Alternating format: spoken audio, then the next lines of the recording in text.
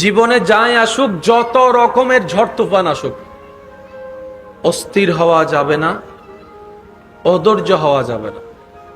করণীয় কি? যা হওয়ার হোক, যেমন হওয়ার হোক, আমার একজন মালিক আছে। সুবহানাল্লাহ বলেন, শুনি না, আরো জোরে বলেন।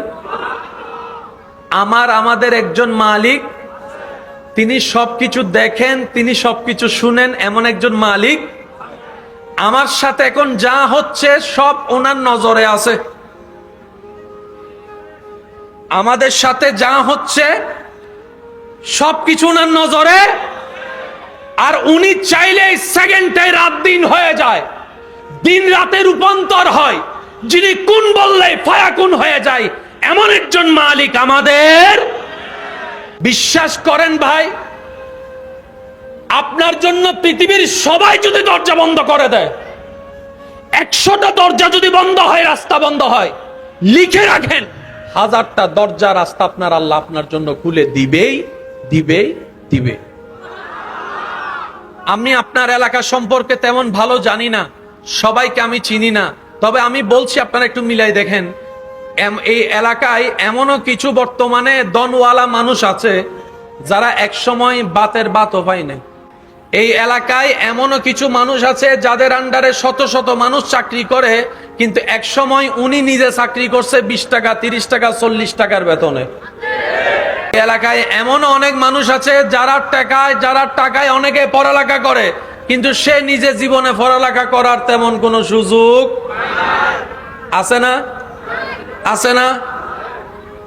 আল্লাহ কাউকে মাহরুম করে না, সবাইকে দেয়, কিন্তু দেওয়ার একটা সময়, ওই সময় যেটা সেটা আসা পর্যন্ত অপেক্ষা করার নাম হচ্ছে ধৈর্য। এবার কোরআন কি বলছেন দেখেন, ইন্নাল্লাহা মাআস সাবিরিন। বান্দা জেনে রেখো, মনে রেখো, আমি সবরকারীর সাথেই আছি। সুবহানাল্লাহ একটু বলি, যদি শব্দের গভীরতার সৌন্দর্য একটু খেয়াল করি, রব বলে যে ধৈর্য যেই ধরুক আমি তার সাথে আছি। একজন নেককার মানুষ আরেকজন গুনাহগার মানুষ, কয়জন? আল্লাহর প্রিয়কে গুনাহগার না নেককার? কিন্তু কখনো যদি ওই নেককার মানুষ গুনাহগারের উপর জুলুম করে, তখন আল্লাহ কার সাথে? নেককারের সাথে নাকি গুনাহগারের সাথে? জোরে বলেন, আরো জোরে বলেন না, কার সাথে? যদি নেককার কখনো গুনাহগারের উপর জুলুম করে, রব বলে যে আমি আজকে নেককারের সাথে নাই, আমি গুনাহগারের সাথে।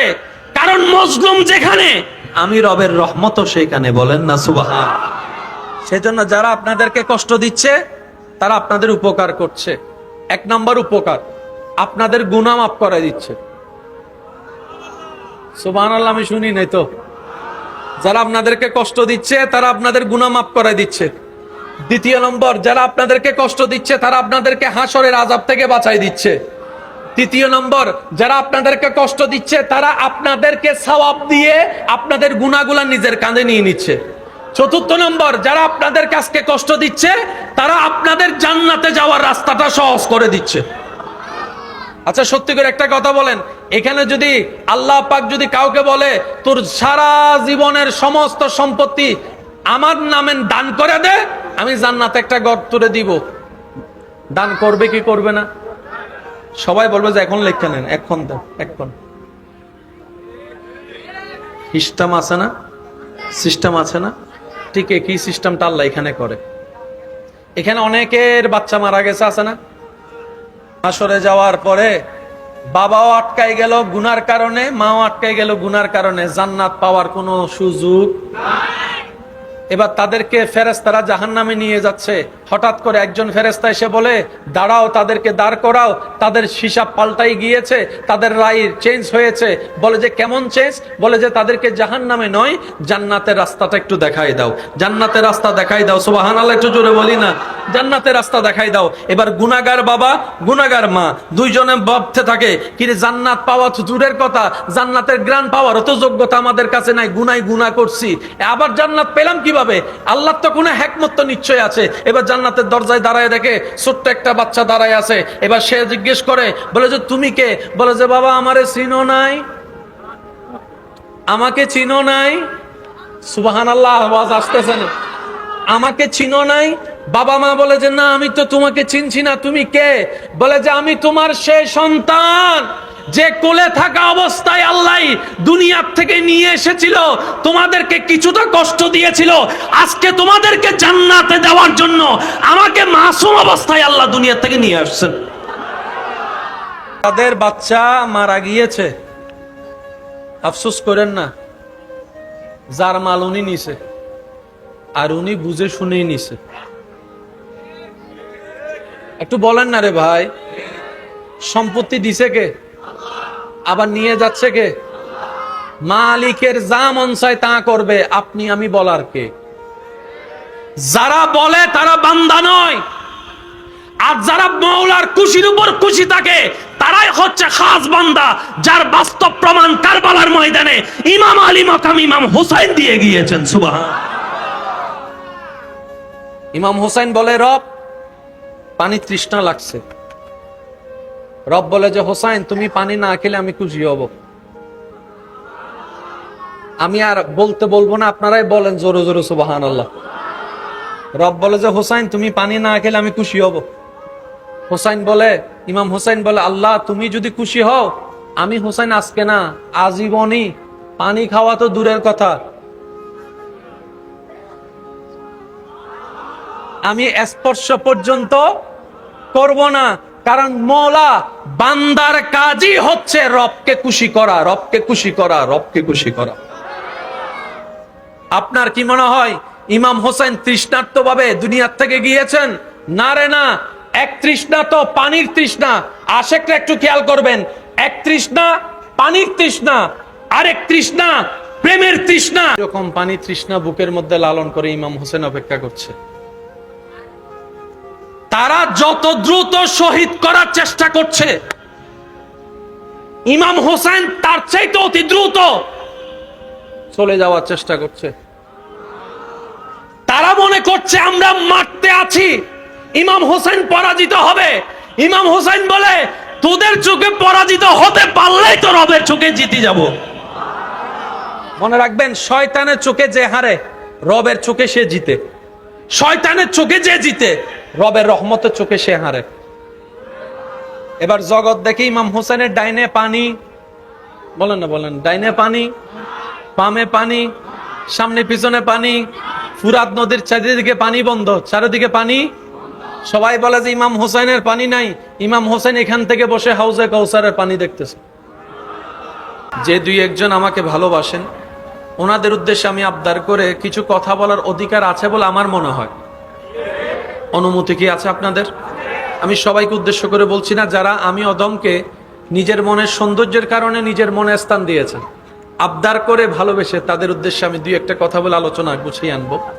এক নাম্বার কথা, জীবনে যাই আসুক, যতই ঝড় তুফান আসুক, জীবনে যাই আসুক, যত রকমের ঝড় তুফান আসুক, অস্থির হওয়া যাবে না, অধৈর্য হওয়া যাবে না। করণীয় কি? যা হওয়ার হোক, যেমন হওয়ার হোক, আমার একজন মালিক আছে। সুবহানাল্লাহ বলেন, শুনি না, আরো জোরে বলেন। আমাদের একজন মালিক, তিনি সবকিছু দেখেন, তিনি সবকিছু শুনেন, এমন একজন মালিক। আমার সাথে এখন যা হচ্ছে সব ওনার নজরে আছে। আমাদের সাথে যা হচ্ছে সবকিছু ওনার নজরে, আর উনি চাইলে সেকেন্ডে রাত দিন হয়ে যায়, দিন রাতে রূপান্তর হয়, যিনি কোন বললে ফায়াকুন হয়ে যায়, এমন একজন মালিক আমাদের। এরকম একজন মালিক থাকতে আমাদের টেনশন করার কোনো দরকার। আমাদের কাজ হচ্ছে যে ওনার হুকুমের অপেক্ষা করা। ওনার হুকুমের, সবাই বলেন না, ওনার হুকুমের। উনি যাই দিবেন সেটাই খুশি মনে আমরা আপন করে নিব। অধৈর্য অস্থির হব না। চিৎকার দিয়ে বলেন ইনশাআল্লাহ, আরো জোরে বলেন ইনশাআল্লাহ। মনে রাখবেন, ধৈর্য এমন একটা নিয়ামত যেটার ফল আসবেই, ধৈর্যের ফল, ধৈর্যের ফল এটা আপনার চাচা, জেঠা, কাকা, মামা যতই যারাই অত্যাচার করুক না কেন,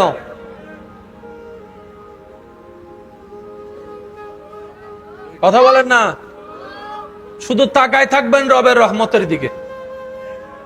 বিশ্বাস করেন ভাই, আপনার জন্য পৃথিবীর সবাই যদি দরজা বন্ধ করে দেয়, 100টা দরজা যদি বন্ধ হয়, রাস্তা বন্ধ হয়, লিখে রাখেন 1000টা দরজা রাস্তা আপনার আল্লাহ আপনার জন্য খুলে দিবেই দিবেই দিবে। আমি আপনার এলাকা সম্পর্কে তেমন ভালো জানি না, সবাইকে আমি চিনি না, তবে আমি বলছি আপনারা একটু মিলাই দেখেন, এই এলাকায় এমনও কিছু বর্তমানে দনওয়ালা মানুষ আছে যারা একসময় বাতের বাতও পায় নাই, নাই মনে হয় নাই। এই এলাকায় এমনও কিছু মানুষ আছে যাদের আন্ডারে শত শত মানুষ চাকরি করে, কিন্তু এক সময় উনি নিজে চাকরি করছে 20 টাকা, 30 টাকা, 40 টাকার বেতনে। আরেকটু আওয়াজ দিয়ে বলেন আছে, আরো জোরে বলেন আছে। এই এলাকায় এমনও অনেক মানুষ আছে যারা টাকায় অনেকে পড়ালেখা করে, কিন্তু সে নিজে জীবনে পড়ালেখা করার তেমন কোনো সুযোগ আছে না, আছে না। আল্লাহ কাউকে মাহরুম করে না, সবাইকে দেয়, কিন্তু দেওয়ার একটা সময়, ওই সময় যেটা সেটা আসা পর্যন্ত অপেক্ষা করার নাম হচ্ছে ধৈর্য। এবার কোরআন কি বলছেন দেখেন, ইন্নাল্লাহা মাআস সাবিরিন, বান্দা জেনে রেখো, মনে রেখো, আমি সবরকারীর সাথেই আছি। সুবহানাল্লাহ একটু বলি, যদি শব্দের গভীরতার সৌন্দর্য একটু খেয়াল করি, রব বলে যে ধৈর্য যেই ধরুক আমি তার সাথে আছি। আচ্ছা, আমি আপনাদেরকে, এটা একটু কন্ট্রোভার্সি হয়ে যাবে কিন্তু বুঝার জন্য বলি, একজন নেককার মানুষ আরেকজন গুনাহগার মানুষ, কয়জন? আল্লাহর প্রিয়কে গুনাহগার না নেককার? কিন্তু কখনো যদি ওই নেককার মানুষ গুনাহগারের উপর জুলুম করে, তখন আল্লাহ কার সাথে? নেককারের সাথে নাকি গুনাহগারের সাথে? জোরে বলেন, আরো জোরে বলেন না, কার সাথে? যদি নেককার কখনো গুনাহগারের উপর জুলুম করে, রব বলে যে আমি আজকে নেককারের সাথে নাই, আমি গুনাহগারের সাথে। কারণ মজলুম যেখানে, আমি রবের রহমতও সেইখানে। বলেন না সুবহান। সেজন্য যারা আপনাদেরকে কষ্ট দিচ্ছে তারা আপনাদের উপকার করছে। 1 নাম্বার উপকার, আপনাদের গুনাহ মাফ করে দিচ্ছে। সুবহানাল্লাহ, আমি শুনি নাই তো। যারা আপনাদেরকে কষ্ট দিচ্ছে তারা আপনাদের গুনাহ মাফ করে দিচ্ছে। 2 নম্বর, যারা আপনাদেরকে কষ্ট দিচ্ছে তারা আপনাদেরকে হাসরের আযাব থেকে বাঁচাই দিচ্ছে।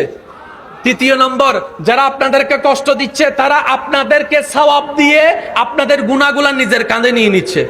4 নম্বর, যারা আপনাদের কাছে কষ্ট দিচ্ছে তারা আপনাদের জান্নাতে যাওয়ার রাস্তাটা সহজ করে দিচ্ছে। আচ্ছা, সত্যি করে একটা কথা বলেন, এখানে যদি আল্লাহ পাক যদি কাউকে বলে তোর সারা জীবনের সমস্ত সম্পত্তি আমার নামে দান করে দে, আমি জান্নাতে একটা ঘর তুলে দিব, দান করবে কি করবে না? সবাই বলবে যে এখন লেখা নেন, এখন দেন, এখন। সিস্টেম আছে না, সিস্টেম আছে না? ঠিক একই সিস্টেমটা আল্লাহ এখানে করে। এখানে অনেকের বাচ্চা মারা গেছে, আছে না? আল্লাহ দিল গিললে নহয়, কিছু কিছু মানুষ বুড়োই বহর বিয়ে না করে দিব, হর আর বিয়ে দেবে চুপ করে বই থাকি। ও আল্লাহ দিল কিনলে, আল্লাহ দায় জিয়ান করি বালাল্লাহ করে দি। সুবহানাল্লাহ, কেন জোর হ না? এবার মা হদ আল্লাহ 7 বছর বাদে বাচ্চাও দিলে, আবার লইও গেলে গুই বুকখান ভাটিদের গুই বালার বালা কি দিলাম বাবে হদ আল্লাহ মানছে আজার হতা হই আর দাঁড় বউরে বাচ্চা নদ দে বাঁধা দাদা হত কিছু হই, এই এত বছর বাদে বাচ্চাও দিলে আবার লইও গেলে গুই আল্লাহ দিল কিনলে লইলেও কিনলে আল্লাহ হতা হাসর তাই। তারপর বুঝিবি হাসরে যাওয়ার পরে বাবাও আটকাই গেল গুনার কারণে, মাও আটকাই গেল গুনার কারণে, জান্নাত পাওয়ার কোনো সুযোগ। এবার তাদেরকে ফেরেশতারা জাহান্নামে নিয়ে যাচ্ছে। হঠাৎ করে একজন ফেরেশতা এসে বলে, দাঁড়াও, তাদেরকে দাঁড় করাও। তাদের হিসাব পাল্টাই গিয়েছে, তাদের রায় চেঞ্জ হয়েছে। বলে যে কেমন চেঞ্জ? বলে যে তাদেরকে জাহান্নামে নয়, জান্নাতের রাস্তাটা একটু দেখাই দাও, জান্নাতের রাস্তা দেখাই দাও। সুবহানাল্লাহ, একটু জোরে বলি না, জান্নাতের রাস্তা দেখাই দাও। এবার গুনাহগার বাবা, গুনাহগার মা দুইজনে ভাবতে থাকে, কি রে, জান্নাত পাওয়া তো দূরের কথা, জান্নাতের গ্রান পাওয়ার তো যোগ্যতা আমাদের কাছে নাই, গুনাই গুনাহ করছি, আবার জান্নাত পেলাম কিভাবে? আল্লাহর তো কোনো হিকমত তো নিশ্চয় আছে। এবার জান্নাতের দরজায় দাঁড়ায় দেখে ছোট্ট একটা বাচ্চা দাঁড়ায় আছে। এবার সে জিজ্ঞেস করে, বলে যে তুমি কে? বলে যে বাবা, আমারে চিনো নাই, আমাকে চিনো নাই। সুবহানাল্লাহ, আওয়াজ আসতেছে না? আমাকে চিনো নাই? বাবা মা বলে যে না, আমি তো তোমাকে চিনছি না, তুমি কে? বলে যে আমি তোমার সেই সন্তান যে কোলে থাকা অবস্থায় আল্লাহ দুনিয়ার থেকে নিয়ে এসেছিল, তোমাদেরকে কিছুটা কষ্ট দিয়েছিল, আজকে তোমাদেরকে জান্নাতে দেওয়ার জন্য আমাকে মাসুম অবস্থায় আল্লাহ দুনিয়া থেকে নিয়ে আসছেন। এবার মা বাবা হদ আল্লাহ জিয়েন গজ্জু বালা গজ্জু এতম বাদ এত না হয়, এতন বাদ আইয়ের মা বাবা হদ দেয় জিয়েন গজ্জু যদি এবারে নোয়াইতেই তো গুনাহগার হইতু আরাও জানদে ইয়া ইতেরে গুনাহ করিবার আগে দুনিয়া তুললে এসু আজ ইতে নিষ্পাপ ওই বাচ্চাই বা মা বাবা হলো সুপারিশ করছি। সেজন্য যাদের বাচ্চা মারা গিয়েছে আফসোস করেন না, যার মাল উনি নিছে আর উনি বুঝে শুনেই নিছে। একটু বলেন না রে ভাই, সম্পত্তি দিছে কে? আবার নিয়ে যাচ্ছে কে? মালিকের যা মন চায় তা করবে, আপনি আমি বলার কে? যারা বলে তারা বান্দা নয়, আর যারা মওলার খুশির উপর খুশি থাকে তারাই হচ্ছে খাস বান্দা, যার বাস্তব প্রমাণ কারবালার ময়দানে ইমাম আলী মাকাম ইমাম হোসেন দিয়ে গিয়েছেন। সুবহান। ইমাম হোসেন বলে, রব পানি তৃষ্ণা লাগছে। রব বলে যে হোসেন, তুমি পানি না খেলে আমি খুশি হব। আমি আর বলতে বলবো না, আপনারাই বলেন জোরে জোরে সুবহানাল্লাহ। রব বলে যে হোসেন, তুমি পানি না খেলে আমি খুশি হব। হোসেন বলে, ইমাম হোসেন বলে, আল্লাহ তুমি যদি খুশি হও, আমি হোসেন আজকে না আজীবনই পানি খাওয়া তো দূরের কথা, আমি স্পর্শ পর্যন্ত করব না।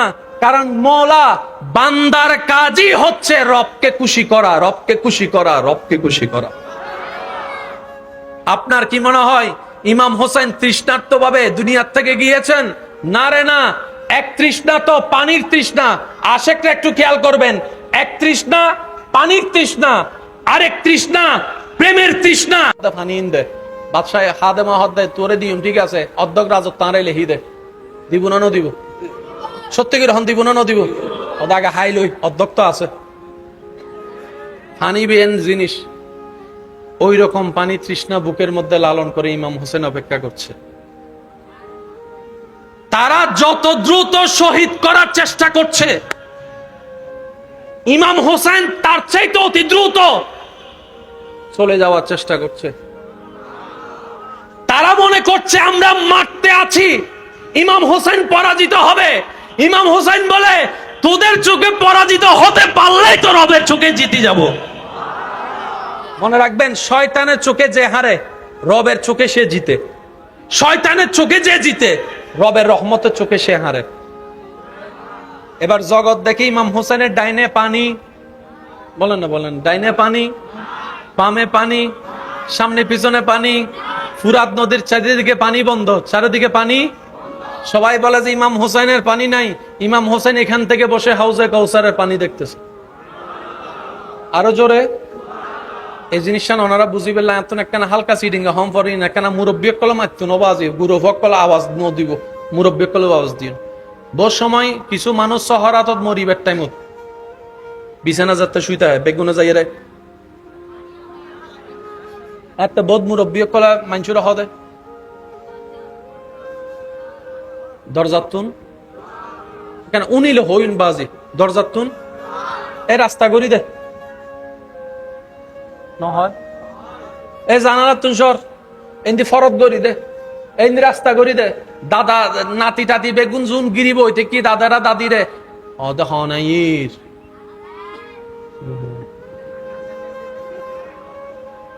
আর দাদি হারে সত্য হর হাল্লাই সত্য হর আগা মাথা কিছু তো ফিজুতন দাদার গো ডাক দে হদে দিন নু বুঝে তোরা বিজ্ঞান ওয়ালা কলে বুঝদিনি ইন দিল ওয়ালা কলে বুঝে দে সর সর সর এবার দাদাও হদ্দে সর দাদিও হদ্দে সর অদাদি হনাই দে আরা তো কেউ নদীহীর তো দাদি উত্তর দে মানুষ মরিবে টাইম হইলে আল্লাহ শুকুর ফর্দা তুলি ফেলাই ইবে এন কিছু দেহে সাধারণ মানুষই ন দেহে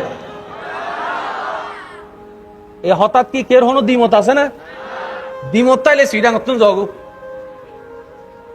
আর সিডেঙ্গে বাসায় হইতো সিডেঙ্গে মানুষ দ্বিমত গড়িতে কোনো ও মাতো না বাজি ঠিক না অনে ন দাহন মানে কাহিনী নাই দেন আছে অনে ন দেহন দে হয় না নয়